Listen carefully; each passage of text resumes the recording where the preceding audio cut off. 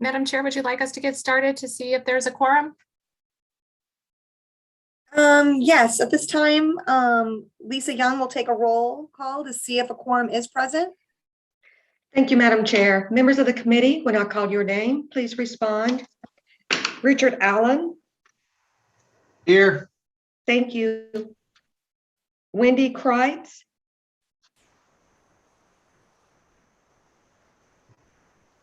Wendy Kreitz.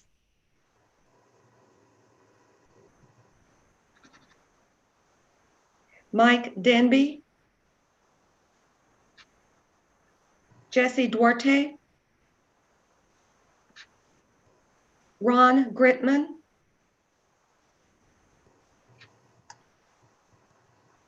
Jack Mincallis.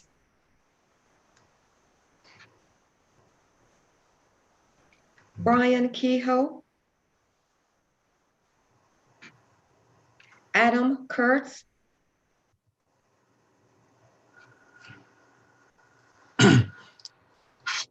Paul Montes. Here. Thank you. Amy Moreno.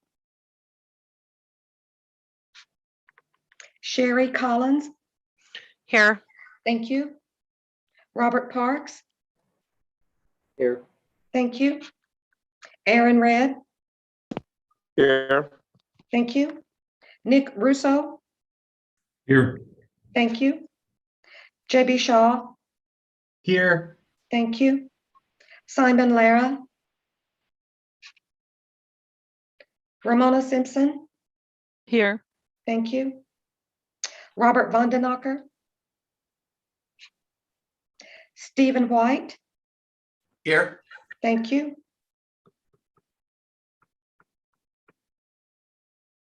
Madam Chair, we have a quorum.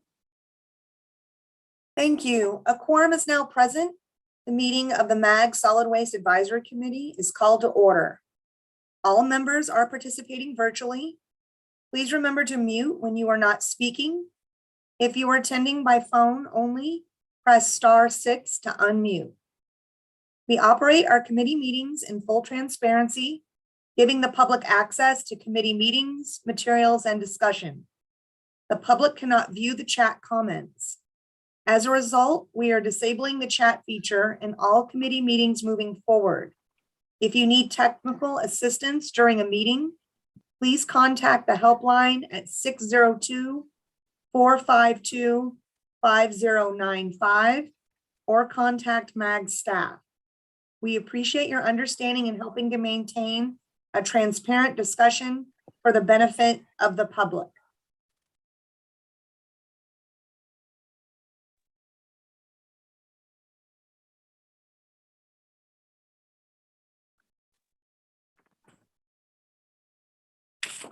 Next, we have a call to audience. An opportunity will be provided to members of the public to provide input through written comment for the Solid Waste Advisory Committee on items that are not on the agenda, that are within the jurisdiction of MAG, or on items on the agenda for discussion, but not for action. Members of the public are asked to submit written comments related to this meeting through the MAG website at azmag.gov/comment and indicate for which meeting the comment is intended. Comments may be sent at any time leading up to the meeting, but must be received at least 1 hour prior to the posted start time for the meeting. Comments received prior to the deadline will be read aloud during the meeting. Comments must not exceed 3 minutes in length. A total of 15 minutes will be provided for the call of the audience agenda item, unless the Solid Waste Advisory Committee requests an exception to the limit. Please note that comments received for agenda items posted for action will be read at the time the item is heard. MAG staff, have we received any public comments? Madam Chair, we did not receive any public comments. Thank you. Next, we are going to have the approval of the November 3rd, 2021 meeting minutes. I'll ask for a motion.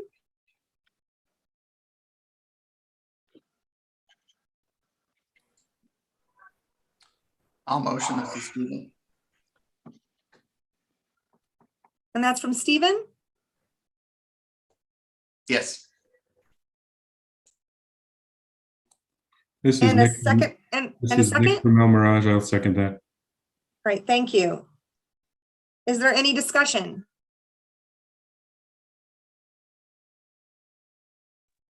Okay, a roll call vote will be taken at this time by Lisa Young. Thank you, Madam Chair. Members of the committee, when I call your name, please state your vote. Richard Allen, Aye. thank you. Tracy Conaway, Aye. thank you. Wendy Kreitz, Aye. thank you. Mike Denby,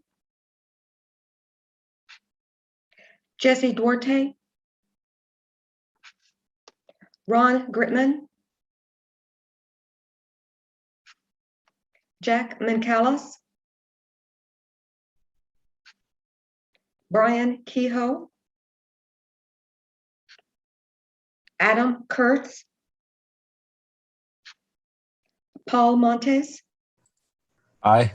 thank you. Amy Moreno, Sherry Collins, Aye. thank you. Robert Parks, Aye.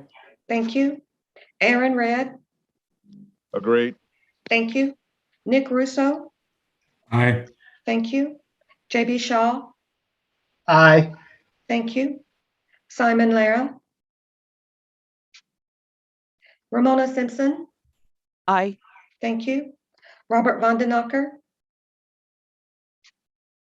Steve White, Aye. thank you. Did I miss anyone? This is Chris Anniel, and for City of Goodyear and for Adam Kurtz. Aye. Thank you. Madam Chair, we have a unanimous vote. Thank you so much. Next, we'll move on to agenda item number 4. The Town of Queen Creek's contactless drop-off special events. Ramona Simpson from the Town of Queen Creek is going to talk about the Fast Pass or developing your own contactless recycling or hazardous waste drop-off event. The Town of Queen Creek will provide a presentation on its experiences with continuing to hold recycling drop-off events during COVID-19 pandemic and ways it has improved efficiency and safety for both the participants and the staff through online registration process. I'm going to hand it off to you, Ramona. Thank you. Can you hear me all right?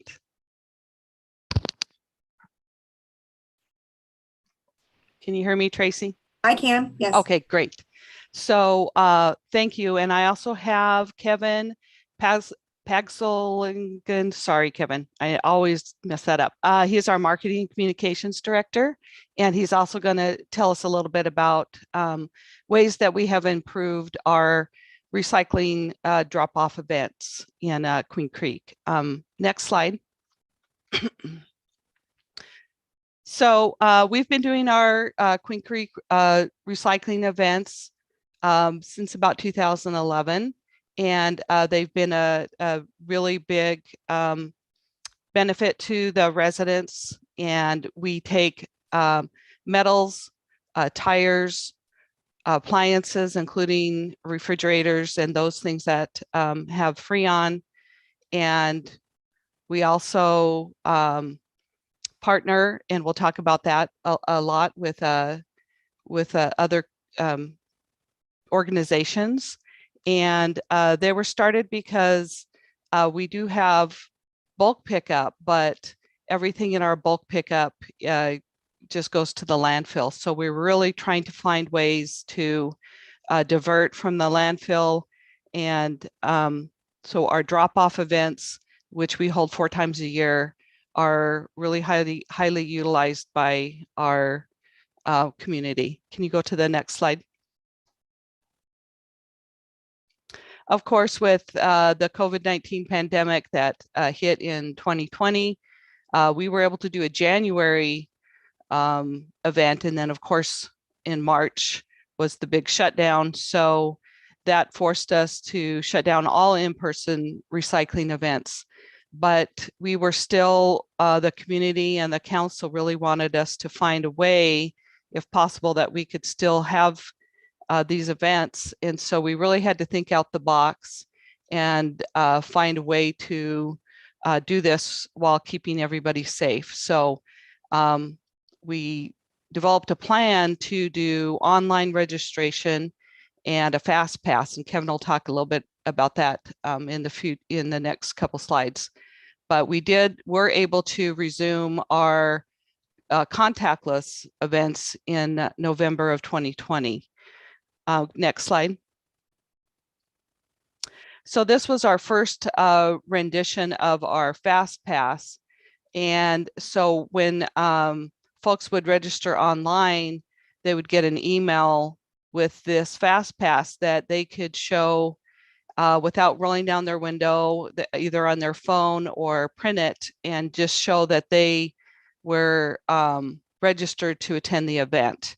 And when they registered, we also gave them information about what they could take to the event, and also that they needed to keep all of their materials in their trunk or in the truck bed of a truck. And that way, not to get out of the vehicle, they didn't need to roll down their window and talk to anyone. We improved how we direct people to the different sections for drop off. And so it really was as contactless as we could be. And of course, all of our staff and those that participated from the different vendors were masked and wore gloves. And so we felt like it was a really good experience for all of the attendees and those that participated. Next slide. And so here's some of the vendors that we partner with. Green Sheen does our latex paint collection, and they're the one in the yellow. And so they actually provide staff at the event to take all of the latex paint. And we also had Waste Connections, who's our hauler as well. And they brought quite a few staff, you could see, to help, and they take the metals and the appliances, and then they also just help wherever they can. They provide the roll-offs and make sure that things are moving. They also take the tires as well. And we have,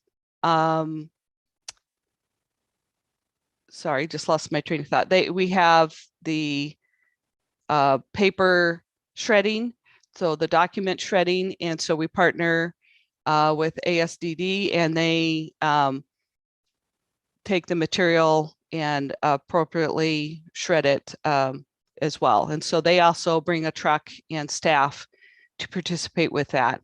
We also partnered with Maricopa County Sheriffs, and then at future events, we'll do our own Queen Creek PD to do the prescription take back.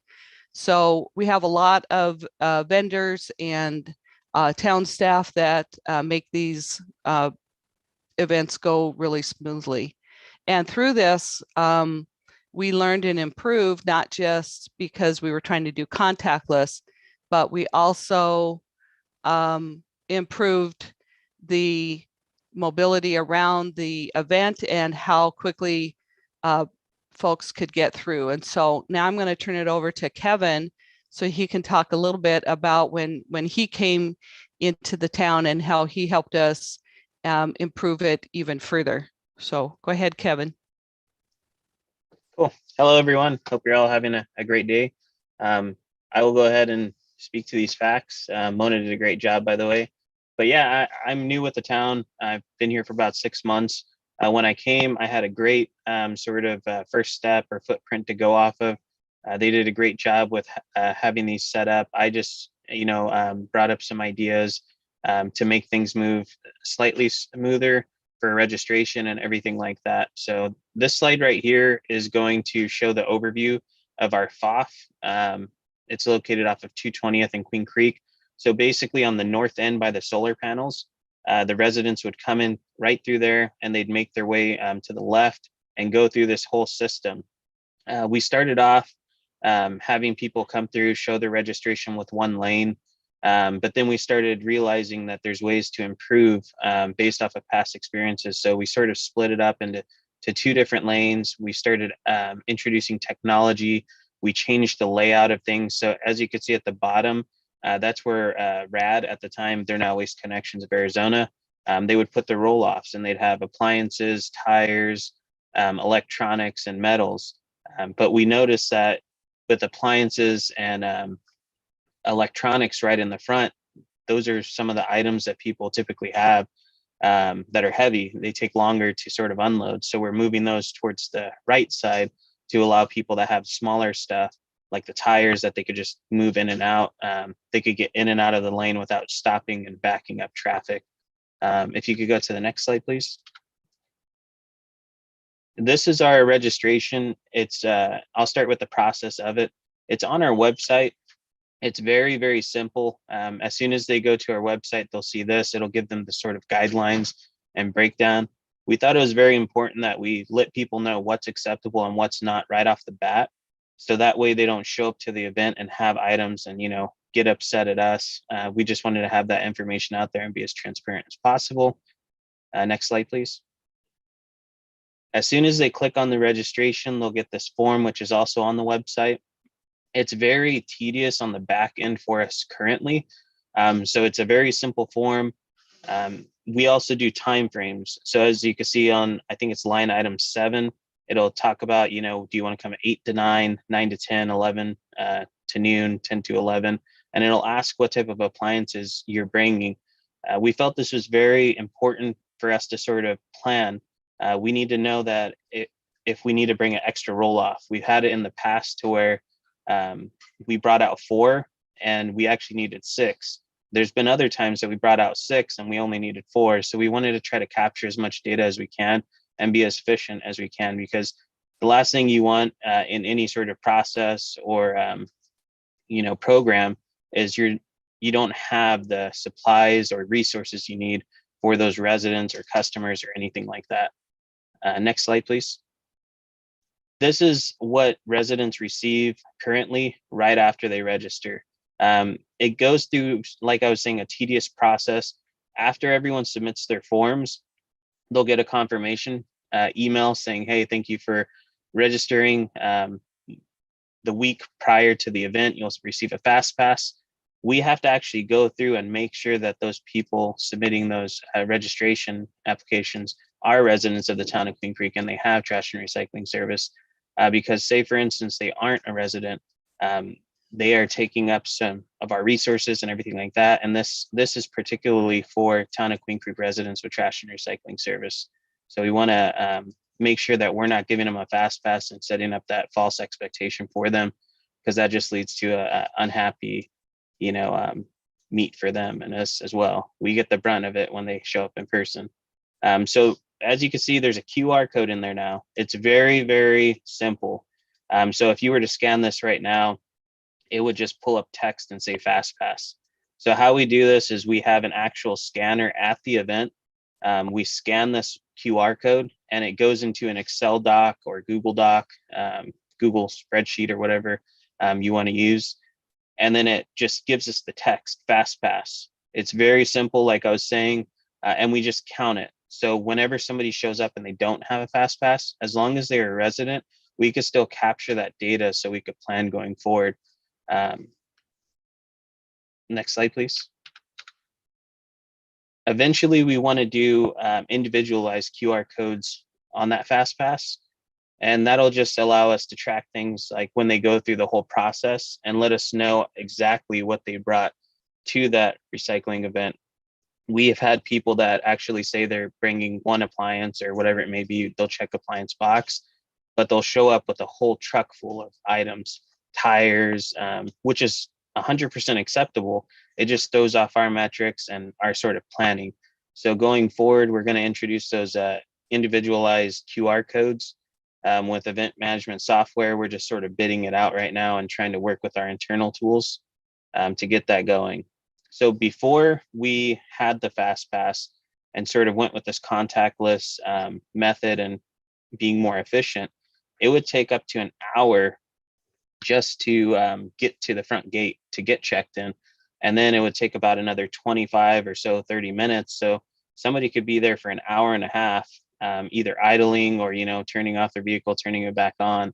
After we introduced the contactless Fast Pass and made it to where people could just drive up, drop off their stuff, and we'd handle everything for them. Very smooth and simple process. It went down to about 5 to 10 minutes for a full service stop. And that's from them driving up to the FOF, registering or scanning their Fast Pass, getting all of their items out, and then moving on. Next slide, please. So I think there might be one before that. Is there one before that? No. No. So there was one. I'll just go on it and speak to it. So on average, we have about 400 to 450 residents sign up for this Fast Pass for the events, and then typically about 35 without Fast Pass. So as you can imagine, these events are 4 hours. They go from about 8 a.m. to 12.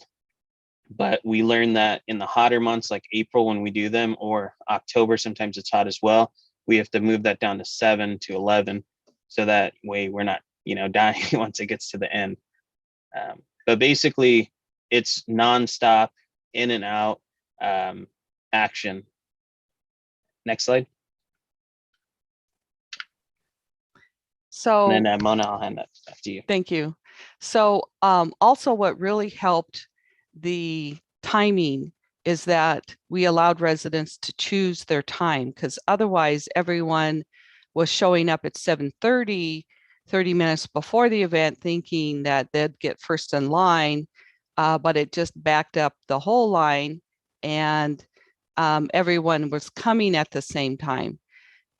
We thought that everyone would sign up for the 8 o'clock timing, but we found that residents will actually, it was pretty well balanced through the whole event for what timing they chose, so that it gave greater availability for people to get in and get out quicker when there was such a short line. And then also making it so that they didn't feel like they had to get out. People want to get out and help, but that actually just slows the line down.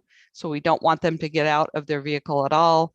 And that really also made it go much faster. And then those that have the Fast Pass, they just get checked in. They don't have to talk to us. They move really quickly. If they don't have a Fast Pass, they can still attend our event, but we pull them off to the side and make sure, verify that they're a resident, give them information on how to register for events in the future.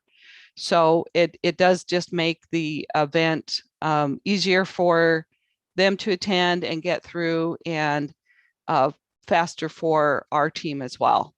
And again, you could see just for in FY 2021, we collected 72,500 tons of material that we diverted from the landfill and were able to recycle or reuse. And in addition, I forgot to mention that we also partner with Goodwill. That's brand new in this last event. And they accept textiles, and we're probably going to be able to accept more materials because Goodwill will take those materials at the event as well. So it's a good thing that they are able to bring various types of materials to the event. We do have a Goodwill in town that also does drop off, but we were surprised at how many people wanted to bring more of their stuff that they cleaned out of their garage or their house and be able to do it all at one time. And then again, if between a 5 and 10 minute drop off, it's really, really convenient. Next slide.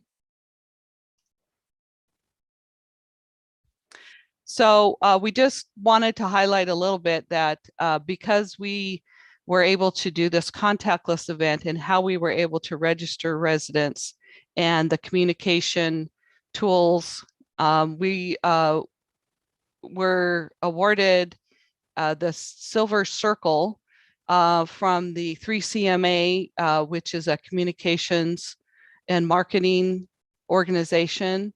And it was very well received by our council, and that we were able to show that we were able to continue to do recycling events and drop-offs, keep everyone safe, and then communicate well about it, and that our Fast Pass was a way to ensure that we could move the process along faster. So we're really appreciative of the hardworking staff in our communications and all of our different departments that really help us make these events very successful. Kevin, do you want to say anything more about that? I mean, the only thing I could say is, you know, the town of Queen Creek, as I said, I've only been here shortly, but I feel like they strive. You know, a lot of people think of them as a small little town, but they're always striving to sort of be innovative.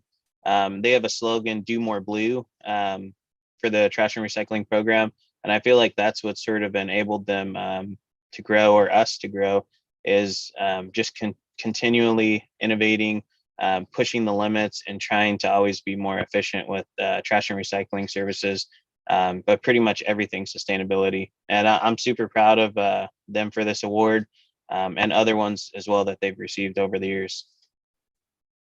When I do have to say that the QR code and the scanning was Kevin's idea, and we're really helpful, appreciative of his efforts to move us and keep us moving forward with technology. And it is a little bit of an effort on the back end, because we do have to verify that they're town residents, because we have so many unincorporated areas around us.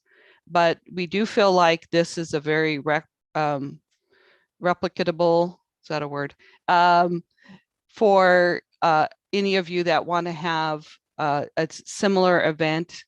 I know that a lot of you might either host your own events or have third parties, but doing the Fast Pass and the registration and the timing really helps with event management. And we're certainly here to help any of you that want to get more information about how we have set up the online form and what we're doing on the back end, and then our future plans of moving this into the recreation event space. So with that next slide, I think we're up to questions. So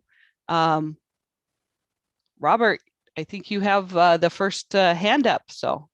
Yes, ma'am. Hey, Ramona.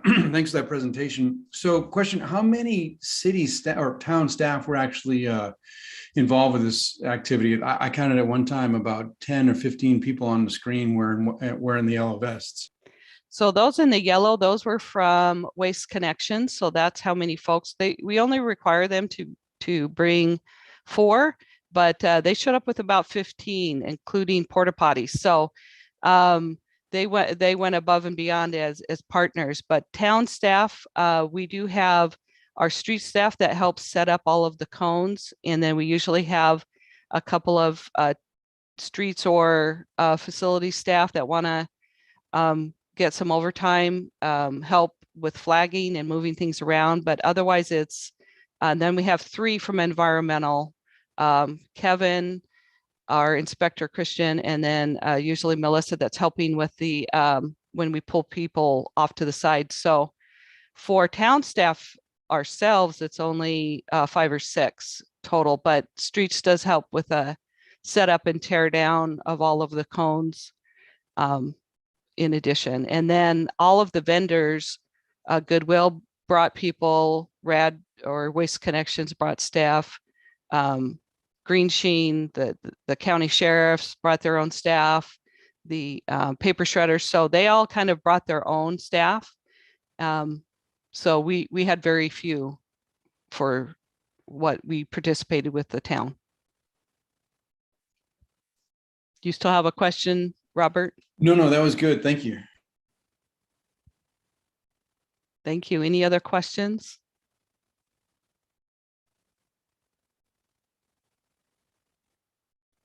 Thank you, Mona. And Kevin, that was a great presentation. Thank Very you all. impressive. And again, you can reach out to me if you have any questions or want some information about the software we're using or how we set up the program on the back end. Be happy to help. Thank you again. Next, we have up agenda number 5, which is green waste and bulk collection. We have a few cities that are going to be talking about their green waste and bulk collection that we brought up during the November 30th meeting. And this is something that we thought just a few would talk about, maybe that they do it a little bit differently. And then we'll go ahead and start with Robert from City of Surprise. You go by Bobby, sorry, you just saw. Either way works. Either way Okay. works. Thanks so much. Thank you. All right. So here at Surprise, we most people know we do our bulk trash collection by appointment based. And again, like everything else, are some things that we really like, and there's some things that we don't really get that other cities have. So it's just trying to choose a program that what you like is able to highlight what you like, and the things that aren't that important you're okay to handle with. But if you want to go to the next slide. So I kind of went into it of what we do. So right now we're at our customer base is we're just over 42,000 households in Surprise that we provide service to, and we are at about a 15% participation rate each year. And of those 15%, 18% use the program twice or more. So it is a free service. So anyone who would like to can call our call center and are able to choose a time that we'll come by and we'll collect their items out that they need picked up. So we get about a 15% participation rate each year. And so how we operate it is we have about we go up to 50 appointments per day. We have right now currently have one crew that we have, and that includes 2 operators, and we have 2 rear loaders and 2 tractors. We operate it much like a sweep program that a lot of the other cities have around the valley with a rear loader and a tractor. And we are out about 2 to 3 weeks on with appointments on our current one. And so we've been trying to work for the last 2 years of getting another crew so we can keep more current and not have we don't have the residents having to wait. If you want to go to the next slide. So kind of some analysis on the program. So with that 50 work orders a day, we average about 8 tons per day. A good range is about 7 on a light day and about 8.5 to 9 on a day that's more heavy, whether it's after a rainstorm and there's a lot of trees that people need out of their yards. Our crew operates at about 7 per hour. That's kind of the time it takes for them on average. Sometimes it's higher, sometimes they're dropped down a little bit, just depends on what type of size of pile they get. And we average about just over 300 pounds per collection pile that we get, and we average about up to 5, anywhere from 3 to 8 not outs per day. So we'll go by and the person they forgot, or items were taken by people that went by on that, when they had it out before. If you want to go to the next slide. So we're going to have some changes coming up this year. So in FY 2000 for this year, we received approval to add a crew because we've been really behind these last 2 years with all of the city growth we've had. So this year we added 2 operators and we added 2 trucks.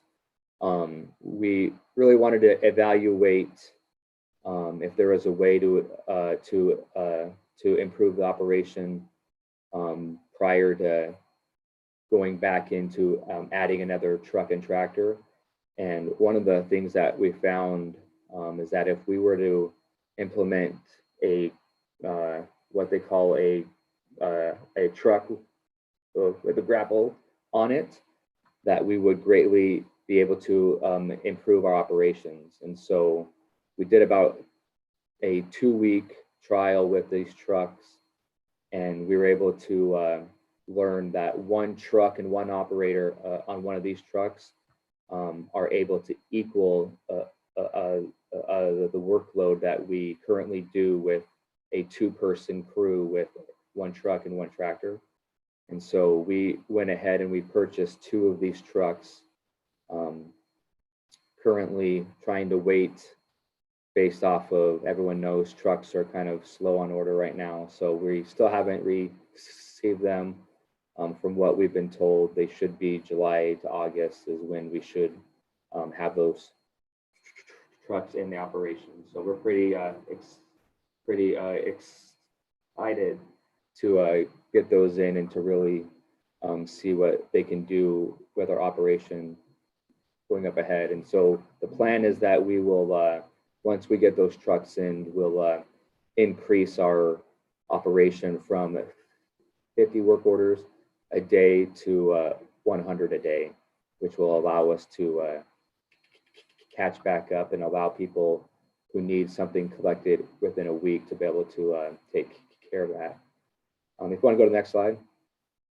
So we used to collect the bulk piles. We used to require to have a resident put it on their onto their curbside, onto their property.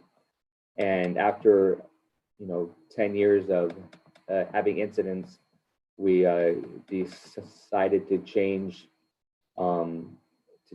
that code, and we now require them to put it on to the street.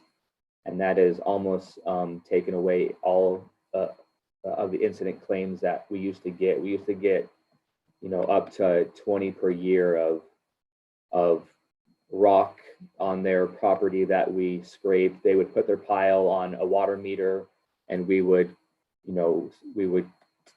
take it out of the ground, or we would dig a nice good hole in their yard, or we would make marks on their paved driveway or things like that, and we would have to get that replaced. And so now we've almost reduced all of those down to 0 by having both required to be on the street.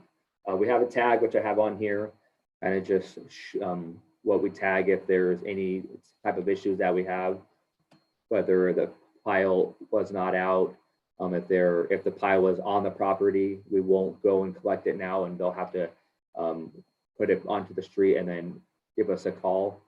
And then if there is any items that we don't collect on there, that we will tag it. And we do provide an opportunity for us to come the exact same day or a next day, but we do charge because, again, it is a cost. We were already there once, and for some reason they didn't accurately have the right have the pile out on time, or they had some items that we couldn't collect, and so we would charge them. If not, if they don't want to pay, we'll just put them to the end of the next available time, and they may have to wait another week or 2 or 3 weeks for us to come back without a charge. So what we've learned is one of the things that is a good thing with this type of with this type of bulk collection program is that we are able to control our costs because we only do a certain amount every day. We don't have any overtime that we know a lot of operations accrue. So because we are able to control the amount we do every day, we are able to plan for when we need to add operators and add trucks. And so we were able to kind of choose when we want to do it and not, you know, and we're able to control the service and the program on that. And also we, it helps us out with controlling people who aren't current on their accounts. So if a person wants to get, you know, a bulk collected, they'll call our call center. And as they open up their account, they'll see that they're not current and tell them, hey, if you want like us to come in and collect a pile for bulk, you'll have to be current on your bill. And it's helped to keep track and hold people accountable to be current on their bills, and not to use that bulk service as a way to not pay their bill and still get their trash collected. So those are some of the things that we like about it. I know one hardship of this is it's a hardship on the call center. They do receive a lot of call volumes because it's such a popular program that we have. And so we do indirectly pay for quite a few of their call center reps to help support them in that.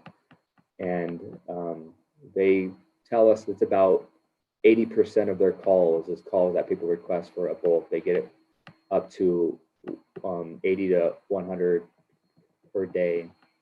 So and that's all I have for us. If you go to the next slide, I think I have, yeah. So if anyone would like to ask anything about what we do or why we do it or how we do it, I'd love to answer that. This is Robert, City of Buckeye.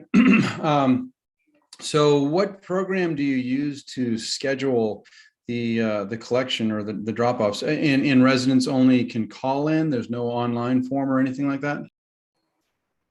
So so we go through Tyler Munis because that's what our UB department uses to have customers pay bills. And so when the call center receives a call, they'll go on there and they'll create that request with the address and with the day that they want it to be completed, and then with the notes of the type of items that they have. And so what happens is that every day at 2 o'clock in the morning, we'll get a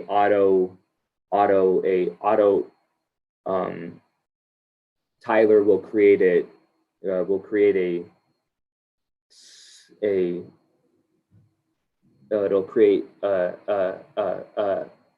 an email of all of our requests of that day, and whether that's containers that had to be repaired, if it's a request for roll off, if it's a new home who needs cans, and then obviously for bulk. And so we'll get those 200 requests every day, and we'll sort them out and hand it to the operations who they're to, and then they will route them, and then they'll go out and they'll collect them. So yeah, so they currently use, and so prior to that, we had Infor Hansen, and we did the exact same thing. When they got calls, they would, you know, create the request, and then we go back in at the end of the day and we close them out. We will do a bulk close on all the ones that we collected, and then if they had an issue that we didn't collect, then we will individually close those ones and write notes of why we didn't collect it and what time we were there. Okay, thank you, Bobby. So how do you limit the number of piles that are assigned per day? But we have Tyler too on. I'm not quite sure that we have the capability of doing that without some sort of personnel managing and being aware of and tracking the number of orders that are being generated. So, am I allowed to share my screen? Is that okay? Absolutely. All right, so I can share my screen and let you kind of take a look at how it works. Are you able to see that? Yes, sir. All right, so it's all run through the Tyler reports, and the call center reps, when they get a call to ask for a request for bulk, they'll open up they'll open up this report, and they'll take a look at what's available and when that next one is. And so this is how we do it, so we do have an online portal where they can do an online request, but because of these calendars, and it's not capable of being able to limit the amount of every day, and we do have quarters that we do, so we are only in a certain quarter of the city per day, and we're not allowed to, or we're not able to we're not able to limit that based off of a online request. So they just have to do a return call and say, hey, we saw you had a request. When would you, here's your next available day, and then they'll do the request from there.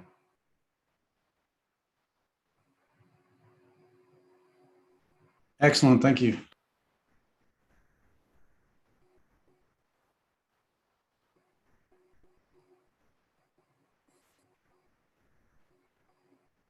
Is there anything else? I have a question, Bobby. Yes.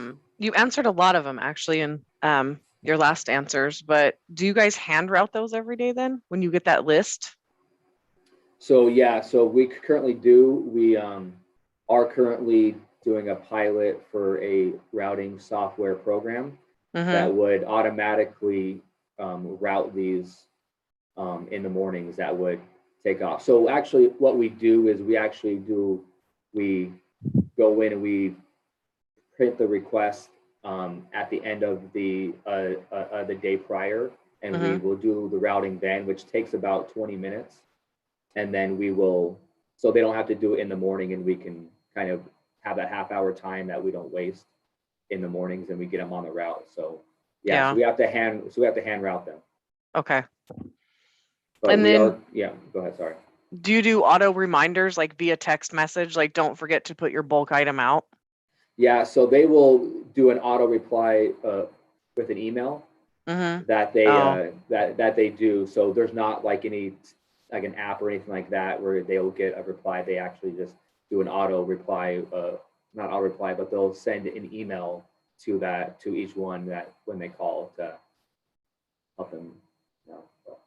But again, do you have a lot of not outs with that? Because we just implemented that too, and I think it helps. But so we average again anywhere from 2 to 8.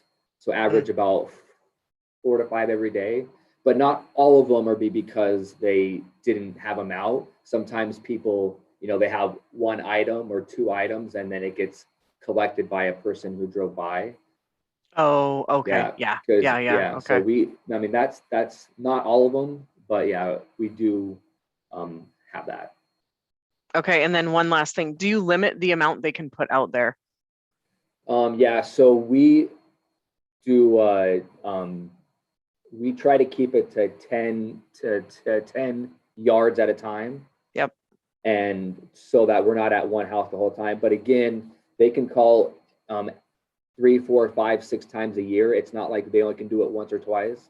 So we'll tell them, hey, this is, and we'll tell them on the phone. There's kind of like a bulk kind of a thing that they use to kind of say, hey, please remember to do this, and one of them is, it can't be more than 10 yards, and 1 yard equals like a washer. So we kind of try to use that to help them out. But I mean, if it's 11 yards, 12 yards, we'll collect it because, but we get a few that are 20 plus that are, an entire driveway. Oh, yes. That's what we've been getting lately. Out on the street, and we'll collect half of it, tag it, and then tell them to call back, and we'll come back in a week or 2 and we'll get the rest. Okay. Thank you. Yes.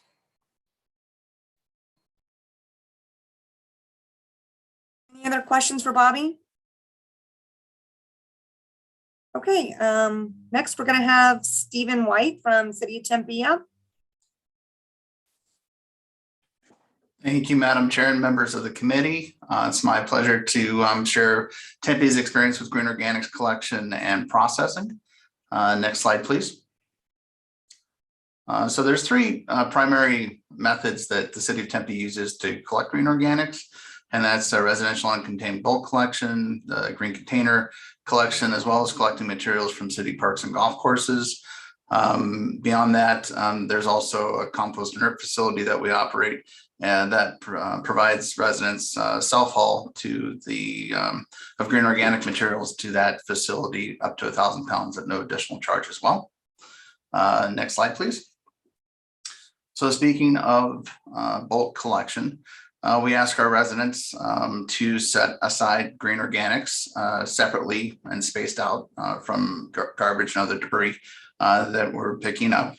Each resident receives 3 bulk collections per year, and that's advertised both with a postcard and online when those collections are for each resident.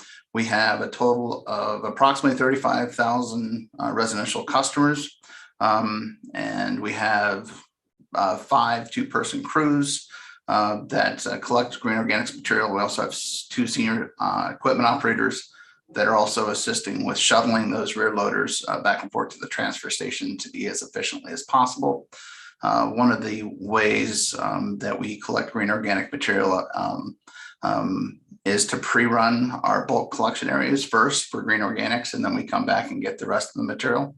We found that if you are trying to collect both at the same time, obviously you'd need 2 separate collection vehicles, and it makes more sense to hit green organics first. And, you know, unfortunately, if someone puts out something late or obviously doesn't set up the material appropriately and it's too cumbersome to separate out with our operators, it will get collected on the second run with the garbage. So next slide, please. So as I mentioned earlier, we have a compost inert facility where we bring all of our green organic material from our green bin program, bulk collection, and self-haul from city parks and so forth. So obviously we have to stage it, and then we rent a grinder on a quarterly basis and grind up all that material, which goes into what we call overs. Next slide, please. This over material gets put into windrows, and we, as you can see on the slide here, there's a tractor pulling what's called a turner, which also has a trailer hooked up to a water truck. Part of breaking down green organic material into nutrient-rich compost is applying water to it to keep the moisture level up, but also to turn it over because it actually gets quite hot inside the windrows, and that's what helps the decomposing process, or as some of our crew members call the cooking process, to develop the nutrient-rich compost. Next slide, please. On this screen, you'll see once we have all of the windrows tested, so we'll go through and we'll have them lab tested, make sure they meet standards and quality and so forth for chemicals and all kinds of different stuff. And I might add that we have very, very clean green material, which is great. We have a really good education process for residents. If there aren't any, if there are issues, the operators will cite it, let our operations team know, and we'll either send some educational material out to residents or let them know that, certainly they can't mix anything that's compostable in with the green organic material. So this is a screener. This takes our windrows and it'll separate it out into 2 different types of material. The material on the left is our fines. It's our grade 1 material, which it looks more like just soil. And the material on the right is our chunky material. We'll sell both. The chunky materials for more like for flower beds and absorbs moisture and so forth, and the fines are used primarily for topper cover, that type of thing, for grass and stuff like that. So next slide, please. Of course, once we have the material ready to go, lab tested, we'll put it in a pile and we'll sell it. So we'll sell it in bulk. As you see, we have a lot of residential customers that'll pull up in a truck and just buy it, buy 3 cubic yards or less. We reuse the material in our parks and our golf courses. We have a lot of school districts that like to take advantage of the compost for flower beds and gardens and school activities and so forth. So we've had quite a bit of success, not just diverting material, but also reusing it and sharing it with the community. So it's been a very successful program. We're certainly very happy with what we've been able to build with it. Next slide, please. And then following this, this is just the layout of our yard, and I can take any questions after this. But so as you can see, we're located, our facility, if you look to the left, is solid waste fleet and a number of other municipal operations.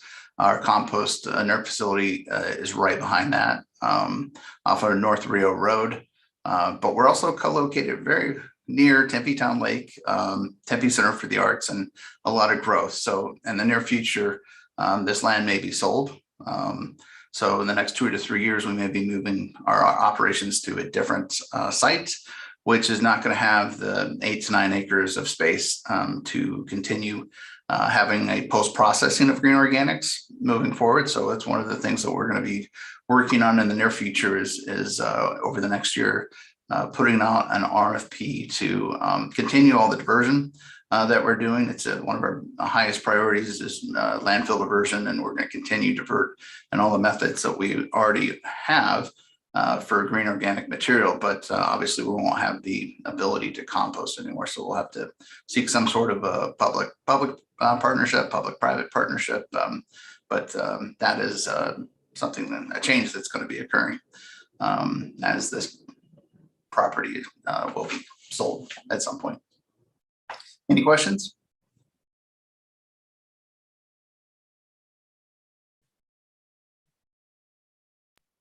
Hey, this is Robert again, City of Buckeye. Stephen, do you have an estimate of weekly or monthly or annually how much water is used to maintain the compost pile?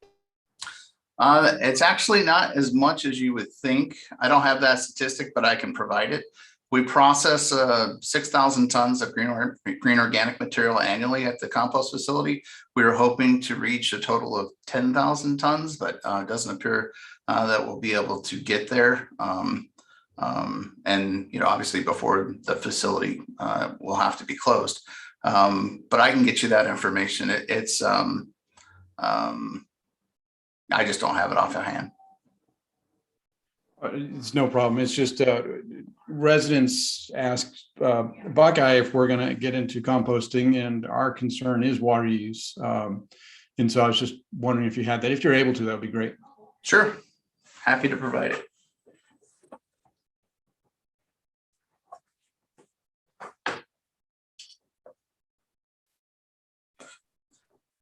Any other questions?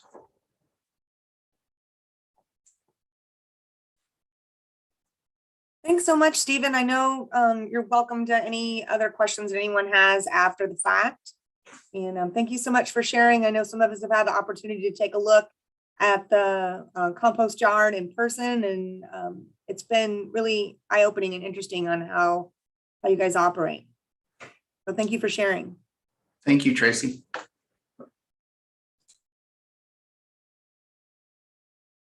Next up, I'm going to talk a little bit about City of Chandler's bulk program. We also do it with a scheduling process. Go ahead, next slide. Basically, residents have 2 options. They can call into our customer service staff. We have currently 4 full-time staff, and we're cross-training through our utility billing program right now, so we can answer questions and they can answer ours. Monday, of course, are our busiest day, or any day, Tuesday after a holiday. They call in and we enter the information into our own software system. I'll share in a moment. Or they can schedule online, which is fairly new for us, but been very popular. They fill out a form, and unfortunately, we do have to take a look at that individually and then enter that into the system. But with that system, we can track, we allow in Chandler a free bulk every 6 weeks. So in that system, we can let the residents know when it's next available. So they choose the week. So I'll use myself as an example. Wednesday is my bulk day. We don't promote that, but residents that do it know, or they can ask. So today, if I wanted to schedule a bulk pickup, it could be done tomorrow. Anybody that calls in before 5 would get it this week. And then let's say I said, oh no, tomorrow's too soon. I have to clean out my garage. I could do it for the next week. So we really give a lot of ownership to the residents. And then with that, we actually have 3 different categories of bulk. We have the regular trash bulk that includes landscaping and broken furniture, etc. Then another truck picks up metal items or electronic items. And then a third truck picks up cardboard. So usually this is obviously cardboard that is too large to put in their curbside blue bin, or it might be just an excessive amount, usually when people are moving in and they have a lot of cardboard with that. So that's why we ask them to either fill out the form that lists that, or when they call into customer service, they list that, and we know what trucks to send out. And then we also let the residents know to separate those, if it's all 3, into separate piles. We do have limits on size. And then of course we have material restrictions. We don't pick HHW up or certain weights of items. And like I said, we feel it's beneficial for us. It works out. We do about 100 a day on average. Many of you know that city staff in Chandler does not do this. This is done by our collection contractor, Waste Management. So at the end of each day after 5 o'clock, we pull a report and send that to them. And then that way they know exactly which addresses they are going to pick up which materials. It helps with their routing efficiency. If they're not out, they take a picture and send it back to us, and it's in real time. So if that resident calls during that same day, we know that if they put it out late, or if they if it's too large of a pile, we show that we pick up a partial pile, etc. And if there's any problems, we can send our city field staff out, which also does inspections. And then their goal is to reach out with the resident, talk to them one-on-one, and resolve any issues. I'm going to share my screen.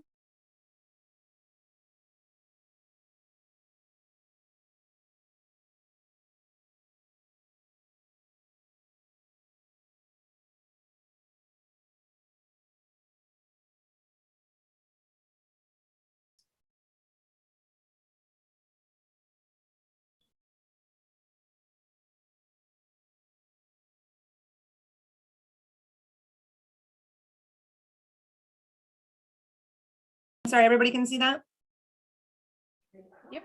Yep. Okay, so I'm going to cheat. It's me. This is myself. So if we were to start a new case,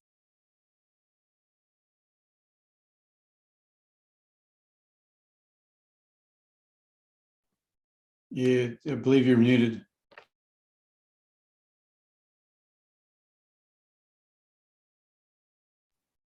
Still muted.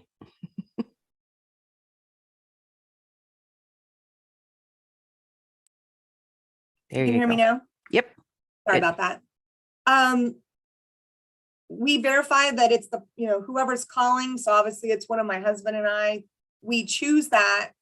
And then as we go through it, so let's say my husband's the one that called in. And this way, obviously, if there are some charges for certain things, freon removal is one of them. We want to make sure that we're actually speaking to the ratepayer. We also can verify if they're up to date on their billing. And so when we do this, we have a process that we're trained in. And then you can see that it automatically tells me the next date. So like I said, if I was calling in and I didn't want this Wednesday, I wanted next Wednesday, we would choose that. And then we type in the item. So we ask the resident what they have out for bulk, so we know which category. So if I just had, you know, some yard waste, and then I had a refrigerator, we then would charge them for that refrigerator. But let's say I also had a dishwasher, and then I had just some boxes. This would then automatically set them up where when we closed this, it would send them an automatic email, and then it would put it on a report that Waste Management needs to send 3 different trucks out to pick up these items. All the bulk goes to their transfer station. Any scrap metal or electronics comes to our drop-off facility where it's recycled. And the boxes currently go to United Fiber, which is our contracted recycler currently. We can track that. Like I said, right now, if I'm gonna unshare this. Just 1 second.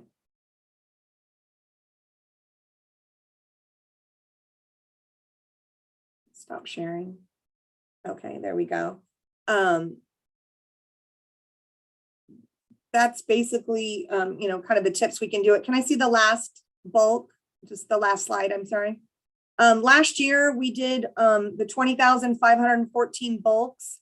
That was about 20% or 26% of our residents use this service. And right now we do this every 6 weeks, but we just completed a rate and cost of service study. And we made some recommendations along with a consultant to our council. And right now it's in the process where the public is making comments. Council should be voting on this at the end, I believe. It was going to be May, but I believe it now has been moved up to next month. And we have a 6% increase that was going forward. So we asked the consultants to take a look at some alternatives. They came up with a recommendation to council of a 3.4% increase, but that there would be some fee changes.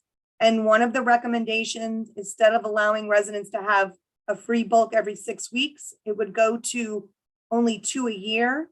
But our data shows that 98% of our residents use only 1 to 2 bulks a year anyhow. So this should cover a majority of people. Right now, if residents want a bulk before the 6 weeks, there's an additional $30. This would go into the same effect if it goes forward with the 2 bulks. They don't have to wait a 6 week in between. They could go, you know, back-to-back weeks or 6 months in between. And if they want anything beyond the allotted amount, they pay the $30 for that. And then anything that we don't allow, we also give them recommendations that some of the material can be brought into our drop-off facility, or we give them alternative locations if possible of where to take certain materials. And again, this is only available to our residents that are paying for solid waste services. And I'm open to any questions.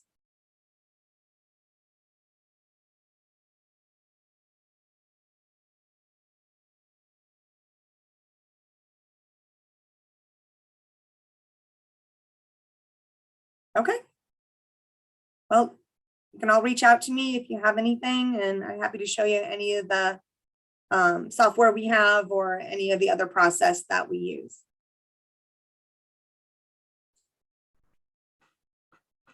All right, so I'm going to open it up to any other cities that like to share any of their green waste or bulk process.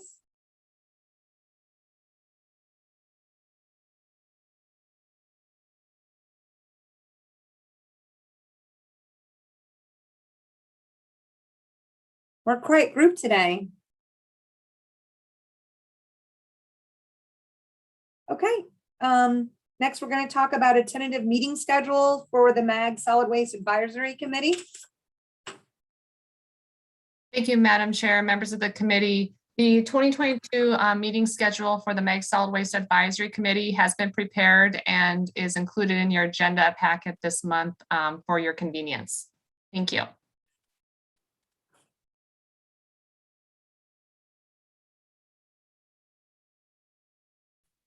Tracy, you're muted again.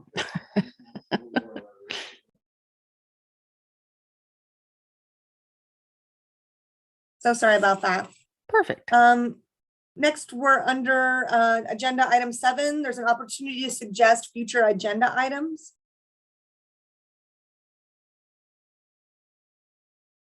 Anyone have anything that they'd like to talk about for future meetings? Hi, Tracy, this is Stephen. I'm curious how all the other communities are handling illegal dumping. And I know that's not necessarily a solid waste issue, but it tends to fall back to solid waste, at least in Tempe, for that type of collection or scavenging or those other types of activities. And I know a lot of other municipalities have either moved away from alleys and gone to curbside, or so I'd be interested to see what other communities have experienced, whether moving to curbside collections helped with illegal dumping or scavenging in alleys, or if or how they're handling. Is it just handled as a police issue, or what? So that would be something I would be interested in hearing about. That's a great topic. I think we all have that no matter what we do, but it'd be great to see how anyone has success with curbing some of that. Tracy, this is Mona. In SWANA, we're also looking at the changes in CDL driving in the region. And so I think CDL drivers and how do we attract new talent? How do we, with the changes, get them trained and certified? So I think that might be a good topic. Okay, great.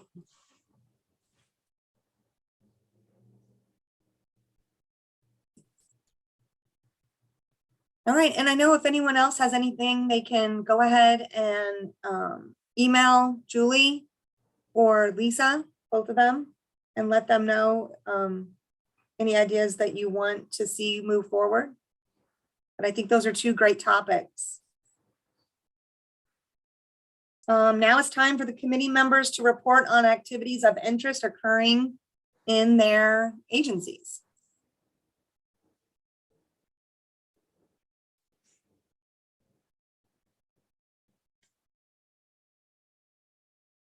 I'll go first, I guess. We're gonna go, or do you want to go alphabetically? Okay, I'll go first. Then City of Chandler went out for an RFP for recycling processing. We are currently under a 1-year agreement with United Fiber. We actually have gone forward with recommending, and council just approved last night, a new contract with Republic Services. They'll be building, and we have a trash transfer station, which I know Gilbert utilizes on Germain and McQueen, which is in South Chandler. And they're going, it's on a county island property. And they are going to extend their use there. So they are going to have a transfer station for recycling. And then that material will be moved to the MRF out on the Salt River landfill. That will start in October. Don't think that MRF is going to be ready. So their material will be, our material will be transferred to Tucson until that MRF is being utilized. Our contract with United Fiber ends, well, it ended yesterday. And so the new contract started today, and that will go through December. But we'll be transitioning from United Fiber to Republic Services. And then, like I said, more to come on our rate and service study.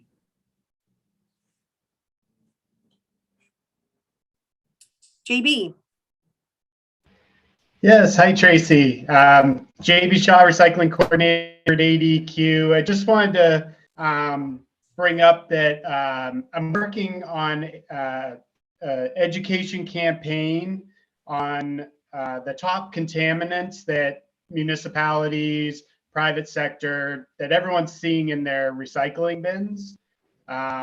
You know, like bagging your recyclables, bags, textiles, things like that. So I'm going to put that together, and then I wanted to run it by, you know, this group and other municipalities outside of Maricopa County, just to kind of finalize it and make sure it meets everyone's needs. And then my hope is to get some funding in the near future to really promote this out throughout the state. So I just wanted to bring it up because I may be reaching out to some of you to get some feedback and just see, you know, if this is working, if this is all correct. I just want to make sure it's good for everyone. So just wanted to bring it up and let everyone know. Thank you. Thanks, JB.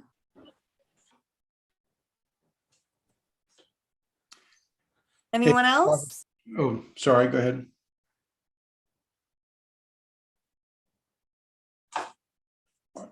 Go ahead. Sorry. Sure. This is Robert, City of Buckeye. Yeah, so nothing really new per se. We have adjusted our HHW drop-off events. We do have drop-off events monthly that myself and my staff manage. We are averaging about 30 customers per month dropping off material, and we're contracted with Green Sheen and ACT for the removal of our material. We did adjust our bulk trash from 1 day per zone, having 4 collections per year with 10 zones. We changed it to 4 collections per year, but with 9 zones, and each one of those zones, customers put their material out on Monday, and we're contracted with the Republic Services, and they have the entire week to collect. Which is making a little bit of a mess in our city, but we're able to, to collect it all with, I think, just 4 or 5 trucks at a time. Bulk is becoming a challenge. I really appreciate everyone presenting today because we're trying to find ways to communicate better with our residents. Not sure that we'll be able to do scheduling collections, but I really don't like this whole week-long collection thing. It's something I'd like to get away from, preferably, or hopefully by 2024, we'll be able to go in that direction. Thank you. Thank you. Mona, your hand's up. Hi, thanks. So we partner with Recollect and to do our bulk collection, and we could do another presentation another time, but it's online form. It's very, very easy for the residents, and we get a lot of data on the back end. But the best thing is that the information goes directly over to our hauler Waste Connections. So very, very limited customer service needs on our end. So it's really reducing that level. And in addition, we get a lot of good data at the end. So we're excited about that, and we're trying to work with them for future online requests that can also be supported online and take off customer service, like damaged carts and missed pickups and new services. We do have that online right now, but again, it's very time consuming for our customer service because we have to create another work order. So we're excited to be looking at moving as much as we can to online and let customers create their own work orders. In addition, during COVID, we had to take our education in the classroom to be a recorded presentation. And with the COVID restrictions lifting, we're very excited to be able to do education in the classroom again. And we do about 60 presentations in various schools throughout our Queen Creek area, and it's highly sought after, but we can only do so many. So these teachers get on a list right away, and we partner for that with Environmental Education Exchange out of Tucson, but they have developed a program where they have student interns that are in the Phoenix metro area supporting their education in the classroom presentations here in the valley here. So we're excited about those presentations moving forward and being able to get back in doing more outreach to the school. So that's all I had. Thank you. JB, do you still have another question? Or your hand's up, but I didn't know if you meant it to be up or not. Sorry, I forgot to put it down. That's okay. We'll move on to Aaron then. Good morning, everyone. Just a couple of updates for the city of Peoria. We have a contract with Waste Management that ends May 30 for disposal of both the trash and recycle. So we have an RFP out on the street right now. It does have cooperative language, so we'll be happy to share that with you folks. The other major thing that we're thinking about doing is changing our collection schedule. We currently have a Monday, Tuesday, Thursday, Friday collection for both trash and recycle. That's residential. But we have, over the last 5 years or so, averaged about 1,300 new builds a year. And so it's becoming increasingly difficult to staff that amount of routes each day on a 410 collection schedule. So we're putting together a plan to follow kind of what the city of Glendale has been doing for some time, and that's a 5-day collection schedule. So basically just dividing the pie up into 5 sections as opposed to 4. So I have to make a presentation here in a couple of weeks, and we'll see where it goes. We're going to try to be aggressive with the date, hopefully the beginning of January of 2023. So we'll let everyone know how that goes, but hopefully it will allow us to staff correctly and not have to worry so much about all of the vacancies with our CDL drivers. That's all I have. Hey, Aaron, question. This is Bobby. I'm surprised when you said that you're going the 5-day. You're going the 510s, right? Correct. Not 5/8, 5/10s. Correct. Right. I'll just go ahead and give my update for surprise. We just so we got 3 events each year for household hazardous waste. We do that program with a curbside. We partner with Cary Environmental, Green, Sheen, and the Rest Tech. We use all 3 to help us out. We just completed our event in the winter just this last month. We had 600 that we completed, and we'll have our next event in the spring this upcoming April. And we have looked into this last year or 2 at routing softwares, looked at Routeware, and looked at with the Rubicon, and we've liked what we saw from Rubicon, and so we've we're in the works of beginning a 3-month-long trial period with them that'll begin at the end of this month and go through June. And so we're really looking into that we'll be able to get it on to about 20 trucks and to be able to see if what they are capable of and how we can use that to increase operations with our collections and with our bulk and with container repair program and for roll off. And that's the updates we have here in Surprise. Thanks so much, Bobby. We'll go ahead and let Stephen go ahead. Thanks, Tracy. I'll try to put my hand down now so I don't forget later.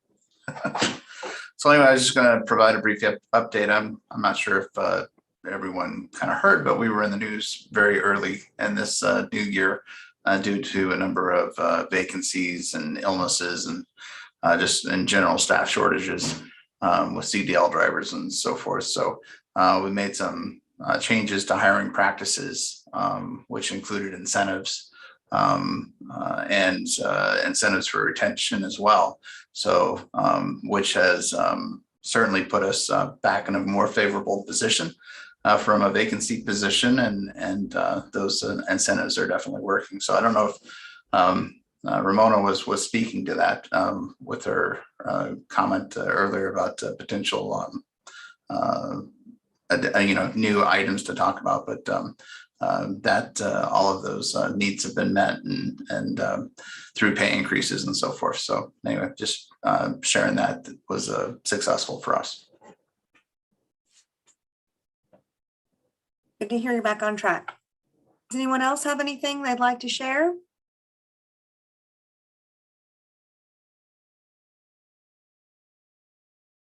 Okay, well, business is now concluded. Is there a motion to adjourn the meeting?